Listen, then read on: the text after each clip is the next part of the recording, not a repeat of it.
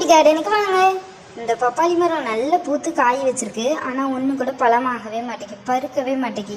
காயாக இருக்கையிலே அந்த தண்டு அப்படியே காஞ்சு உதிர்ந்துருது பப்பாளி. இதே மாதிரி தான் போன வாரம் ஒரு மரம் அப்படியே முழுசாக வாடிட்டு பார்க்கவே ரொம்ப கஷ்டமாக இருந்தது. இதில் வந்து சைடில் உள்ள இலை எல்லாமே பழுத்து பழுத்து காஞ்சிருது. இந்த மரம் அழகாக கொடை மாதிரி விரிஞ்சிருக்கும். அந்த கடைசி இலை எல்லாமே சுற்றி பழுத்துருக்கு. பார்த்தீங்களா எப்படி பழுத்துருக்குன்ட்டு. இதுக்கு வந்து தண்ணி குறைபாடா சத்து குறைபாடான்னு தெரில. ஆனால் தண்ணி நல்ல பாயிற இடத்துல தான் இருக்குது, பைப்பு பக்கத்துலேயே தான் இருக்குது. இந்த மரம் தானாக முளைச்சிருக்கு விதை விழுந்து. நம்ம வீட்டில் இன்னொரு ஒரு பப்பாளி மரம் இருக்குது. அதோடைய காய் ரொம்பவே டேஸ்ட்டாக இருக்கும். அதில் விதையுமே நிறைய இருக்கும். அது நாட்டு பப்பாளி மரம் தான். இதுவும் அதோடைய கண்ணாக தான் இருக்கும்னு நினைக்கிறேன். ஏன்னா அங்கே தான் குருவி எல்லாம் சாப்பிட்டுட்டு கொண்டு வந்து போடும். பசுமையாய் வளரும்.